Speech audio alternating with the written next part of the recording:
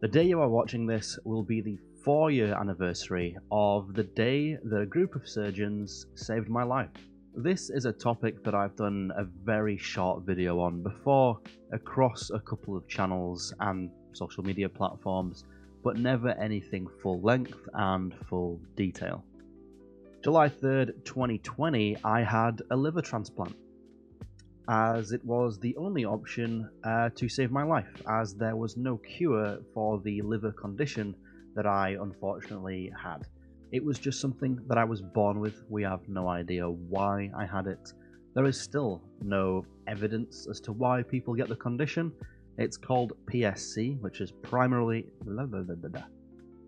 So yeah, I fumbled already. It's a hard one to say. Primary sclerosing cholangitis. And it's an autoimmune disease that people are just born with, and apparently it lays dormant until you get a bit older, and then, yeah, unfortunately, you slowly start to deteriorate, and your body needs a transplant because it's the only way that you can, save yourself, basically. Your liver cannot be saved. There's no cure. There's no medication you take to make you better. There is simply antibiotics you take. You go and have things such as endoscopies to essentially, I believe, increase the size of some valves around your liver to let things flow easier and filter out, waste. But there's no cure. You don't just take a pill or have an injection and then it's gone. It's something that unfortunately I and many others had to simply live with until you are met with the news that you can't carry on having antibiotics or endoscopies or steroids or whatever else, and the only thing left is to put you on the transplant list, and you just have to wait until a suitable donor is available. But that is the short story. Obviously, I'm here now. It all went okay. I have a gigantic scar across my stomach to prove that I had a transplant. I have multiple booklets, multiple medications that I have to take every single day that essentially keep me alive now, and I will be on those for the rest of my life. But face value, looking at me, knowing me as a person, you would have no idea unless I told you this story. But yeah, that's the short version of the story. The long version is much worse. This all started when I was at high school, so in the UK, that is between the age of around 14 to 16. One week I would start feeling pretty sick and throwing up and had no idea why. Obviously, this happens to people all the time. You have a week where you feel ill, you might throw up for a few days. Perfectly normal. So obviously, you just wait it out and carry on. And that happened. I got better. It went back to normal for a few weeks, months maybe, and then I got sick again. And then we noticed something very strange, and it was the colour of the vomit. I should probably put a disclosure in here somewhere that it's going to be kind of graphic. Nothing visual, I'm not going to show anything, but the story might be quite graphic. Yeah, the vomit was kind of like an orangey colour, and this is, I believe, because it is quite acidic, and possibly something in there such as bile from the liver. Then they put me on some medication which I cannot remember the name of. I was very young. I was probably 16 when they put me on this, maybe even 15. It was, in liquid formula that you just put onto a spoon, you drank every morning, whatever, and carried on with your day. After taking that for a couple of weeks, nothing changed, so I was taken off that, and they put me on tablet form of something else that I cannot remember the name of. All I remember was the tablets were like a very dark pink or light purple colour. I took maybe 2 of these a day, 1 in the morning, 1 at night. Again, for a few more months, and nothing happened. Nothing changed. So, after that, they moved me to another hospital that was a specialist centre for the liver.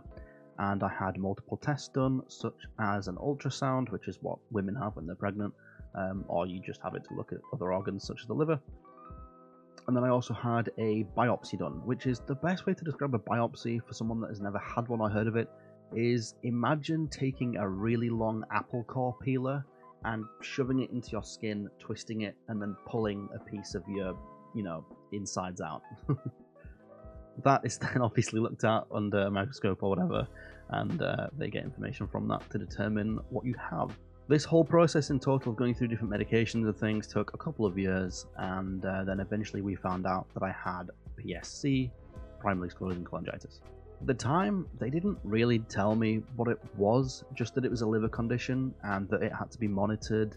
There was no mention of a transplant at all at that stage. It was just, you need to take these tablets or whatever, we'll monitor you every 6 months, just come back and have things like a blood test done and another ultrasound, and we'll send you on your way. And that was how things were for a couple of years. Then I started to develop some symptoms. The first symptom would have been the itching, very common in patients that need a liver transplant. You become very itchy. Mostly mine was worse in like my feet and legs, a little bit in my arms. That was the main thing, just legs, feet and arms. Incredibly itchy, especially at night. And I would get these kind of like hive looking, blotches on my arms and legs and sometimes my stomach, especially when it was quite warm in the summer. With that comes difficulty sleeping. So for years, I really struggled to sleep. I tried all sorts of things to make myself cooler, such as having a fan on, such as wetting clothes and going to sleep in wet clothes like wet socks, or like a wet shirt or something to make myself colder, leaving a window open, sleeping without bed sheets, things like that, to try and get myself to sleep quicker, easier. But all that stuff just didn't work, and I ended up with very, very damaged skin. I would itch so much that my skin would bleed. And then I'd have tons of cuts and scabs and stuff all over my legs, feet, and arms, mostly the feet.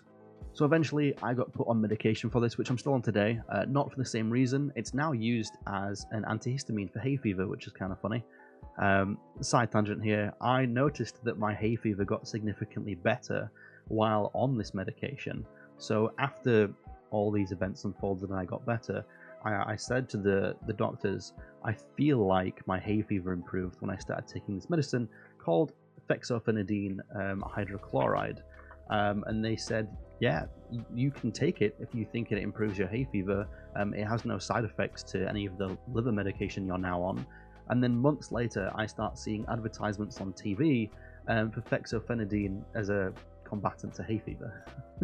Now, I'm not saying I started this. I definitely didn't. They must have known already that it was being introduced as an antihistamine, but it was just kind of funny at the time. So they put me on that. That helped a little bit, but it got worse over time. It maybe helped in the initial stages, but then it got worse again. Had to start trying other things such as the fexofenadine and creams. Again, sleeping with no covers, fan, stuff like that to keep me cool. And at this stage, I was probably in my 20s, let's say maybe 21, 22 years old. And this is when things got really, really bad. Then what would happen is I would become sick more often again, the itching got worse. I would need to have stays in hospital. I started losing weight. I'd have to stay in hospital for like a week, somewhere between 5 days to 1 week.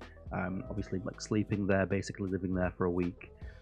I'd be hooked up to a drip and have steroids given for a few days. I'd go back for endoscopies and things to, they'd put a little balloon on the end with a camera, go and down into where the liver is, and blow up some valves and things, whatever, to make things flow and filter easier. And then after all that, I'd come out of hospital feeling like a brand new man, and I'd feel great for like another, 3 or 4 months. And then after that 3 or 4 month period, the same thing would happen again. I'd go back, we'd repeat the process until eventually, after doing this 4 or 5 times, they would tell me, we can't keep doing this now because every time we do it, the duration between you getting better and feeling worse is shortening, and eventually it's not going to have any effect at all. There's no point in doing it. And that is when I received news that made me cry on the phone to my mum and, at the time, girlfriend, who I'm no longer with, saying that a doctor came into my room and told me that I had 8 months to live. Obviously, terrible news, and yeah, very, very upsetting. In the end, I actually ended up surviving much longer than that. I think I must have gone on for maybe somewhere in the region of 14 to 16 months, so double. the expectancy until I had my transplant. But what happened, and I think this is very common, is they wait until you are basically like a walking zombie. That is the best way to describe me. I was incredibly small for my age. Like, my arms were tiny. It looked like I was just bone walking around. I might have some old pictures that I can show you. There's tons of old YouTube videos of me with my face. I have another channel, which I'm not going to go into, but on there you can just tell that I'm ill. Yeah, like, just, it was bad. My skin was all yellow. My eyes were yellow, which is jaundice. It's just basically there's tons of waste in your body that can't be filtered, so your skin starts changing color to become a very yellow. Obviously I was really itchy and things. Had no energy at all. Always sleepy. And yeah, it was awful. At this point, I physically had to be driven to the hospital from work because I threw up on the train to work, and then in the bathroom at work, and then I also threw up in the car on the way to the hospital, all in the space of like 2 hours. And it's then when they were like, okay, now it's really bad. So we're going to put you on the emergency transplant list. And that's what I was getting to before. I went on a bit of a tangent here, but that's important context. They then put you onto an emergency transplant list, which is where they think, you don't have very long left at all. So we need to put you on a list where we're going to get you a transplant like within a week or two. So that's how desperate it was. So then, yeah, they put me on that, and I think like 4 days later, I get a phone call at 7 o'clock in the afternoon, so 7 p.m., saying you need to pack a bag, come to the hospital immediately. We have a liver here, which is good for the next 3-4 hours that you can have. So you just go, you pack up your stuff, you leave everything behind, and you go, and you get to the hospital. You stay there overnight. They wheel you into theatre, and you have the operation. Before this, I had to do one of the most painful things I've ever done in my life, which is go to my family members' houses and say goodbye to them. And when I talk about this, I always get upset. I'm going to try not to, but it's not working. And yeah, I had to go to my grandparents. I went to my uncles. I rung up my manager at work. At the time, my previous girlfriend, so my ex, I rang her as well, and basically just had to tell everyone, thanks for like everything you've done for me, but there's a possibility that I don't walk out of the theatre room alive. So that was terrible. Yeah, and then in the end it all worked out, but that was a horrible experience.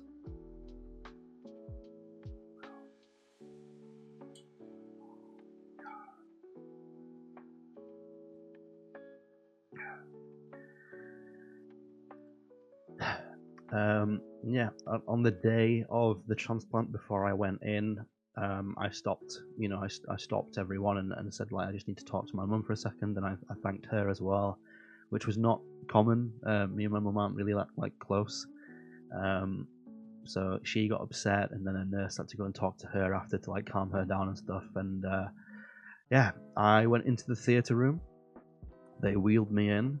I was very stressed and very anxious, as death is my biggest fear. And they said, we need you to calm down, because my heart rate was too fast, so they couldn't go ahead with the operation. So I had to try and then calm down, and luckily it didn't take me too long, a couple of minutes, and I could reduce my heart rate, slow my breathing. And they put the mask on you. They tell you to count down from 10. You don't get anywhere close to 0. You get to 7, and then boom, you're out. Yeah, and then you wake up, and you are attached to God knows how many cables, tubes, needles, everything, keeping you going. And I was in hospital for, I want to say, just over 3 weeks until then. I could go home. The hospital stay was not the easiest thing in the world. I had to learn to do many things again. I couldn't walk for like 2 weeks. I was just in the bed the whole time. Started off in like the emergency care, ICU, whatever, intensive care. Then after a week, they'd move me through to the regular ward. I'd have a room by myself to prevent any infections and things. Had to learn to walk again. Yeah, like it's a weird thing, but you sit down for 2 weeks and don't walk around, and then you're in incredible pain because you've got stitches in, you've been through a major surgery, you've lost a ton of weight. It's difficult to even hold yourself up. You've got no strength at all. I couldn't even lift myself over the bed. I was incredibly weak. Someone had to lift me up and then basically hold me while I walked, and I had to learn to walk again by myself. During my stay at hospital, there was a bit of a shaky moment where I went to the toilet. This is a bit graphic, but I went to the toilet, and instead of feces coming out, it was just blood. Sat down and just blood. And then I almost fainted, and I had to have 2 blood transfusions. They put me back in the emergency intensive care thingy for another few days, and then wheeled me back over to the regular ward after that. There was a slight scare for, like a day or two, that I might have to have another surgery, like be opened back up, because something could have gone wrong, and that's why I bled. But luckily, thank God, in the end, it was all fine, and no idea why it happened. I don't think they really told me, but it all healed up nicely, and luckily, then a week after that, I was starting to walk around by myself a bit, very slowly, like an old man. The way they described it is basically like at the time, they were like, you're a 23-year-old, but it's going to feel like you're walking around in the body of a 90-year-old. And that's the perfect way to describe it. At the time, I weighed 8 stone 4, which is 8 stone 4 is 52 kg. So yeah, incredibly thin, small for a 23-year-old. 52 kg is also, let's do this in pounds. It's 114 pounds. So yeah, I was tiny. But yeah, that's kind of nearing the end of it. As I said, bit of a difficult scenario with the hospital and possibly needing to go and have surgery again and stuff, but it all worked out in the end. Went home as a very thin and weak man. It took me somewhere in the region of 6 to 8 months to recover. Recovery is very, very long. Basically just laying in bed all the time. Stairs were difficult. At one point I almost fell on the stairs and it really hurt. It was a difficult time. I couldn't really do much. I was on many tablets every single day. I left the hospital having to take 21 pills or tablets per day. I think Americans say pills, UK say tablets. So yeah, 21 per day is what I had to take. And now that's been reduced to about, I think I'm on maybe 8 or 9 per day now, so heavily reduced. And yeah, I'm on those for life. The dosage and things, or the brand that I may take, changes now and again depending on my blood results. I go for blood tests anywhere between every 3 months to every couple weeks, depending on what the results are. It fluctuates, so it's something that has to be very much monitored closely for the rest of my life, because if it's not, then essentially what will happen is my body will attack the new liver I was given, because it's like a foreign organ. It doesn't belong in my body. It's not mine. It's someone else's. So yeah, that's it. There was a slight scary moment recently where I had a bit of acute rejection. My blood results were sky high, which they shouldn't be, and I had to go into hospital for a week's stay. They pumped me with steroids again. But then luckily I was all good to go. They changed my medication dosage to be higher, sent me home with some prednisolone, which is steroids in tablet formula that you just take every single day. And then over time I got better again, and here I am now. I am now probably the healthiest I've been in a very long time. So yeah. If anyone's interested in medication side of things before I end off the video, my bedroom's like a pharmacy. There's so many tablets, pills, whatever in here. I also take injections now. I self-inject into my stomach, which is for inflammation, but that is for my bowel, as unfortunately roughly 1 in 5 liver patients end up with ulcerative colitis, which is like inflammation in your bowel. So I have to take some injections for that now as well. It's never ending, you know. They fix one thing and unfortunately you get something else as a result. But there's Daily Port, which is a 5 mg tablet. I take this every night. And then there's mycophenolate. Again, that's an immunosuppressant tablet. I take 2 of those every day, morning and night. And then there's also more mycophenolate in a smaller dosage. Again, same thing, every morning and every night. I take the fexofenadine, as I mentioned. On top of that, I have really bad hay fever, so I also take a nasal spray and some eye drops. And the fexofenadine also acts as, you know, a hay fever deterrent. And then I take another tablet called Octaza, which is for inflammation again. And yeah, that's everything at the moment. Oh, and vitamin D tablets and Adcal D and the prednisolone. There we go. I'm still on that. 5 mg of steroids. They're not steroids that make me big and you know, help me lift weights. They just make you bigger as in weight. I've been gaining quite a lot of weight recently. For context, as I said, when I left hospital I was 8 stone 4 or 52 kg. I am now, I think I'm like 12 stone 4. So I've gained 4 stone, which in pounds, I'm now 185, I think. So that's a huge change. I want to lose a bit of weight. I want to lose like maybe like 10 to 15 pounds off my weight. So hopefully I'll be able to do that in the coming months. I've been really bad with my diet. It's very, very common with transplant patients to gain a ton of weight pretty quickly and rapidly because of all the medications you're on, and also your diet suffers, and obviously your amount of exercise suffers. So yeah, gotta kind of, you know, have the willpower to go and exercise and resist the donuts. But yeah, that's it. That's like my biggest story. So yeah, saying hope you enjoyed sounds weird, but hope you found it interesting, I guess.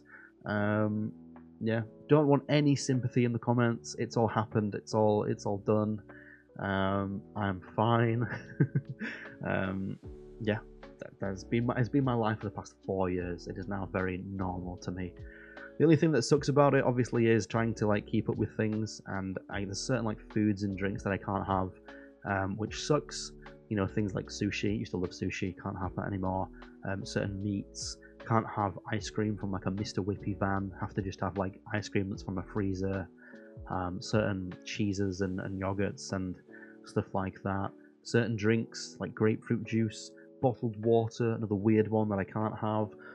All of those are because they interact with the medication I take, and they also have high traces of hepatitis and stuff like that. So yeah, other than managing what I eat and drink and keeping on top of bloods, my life is very much normal.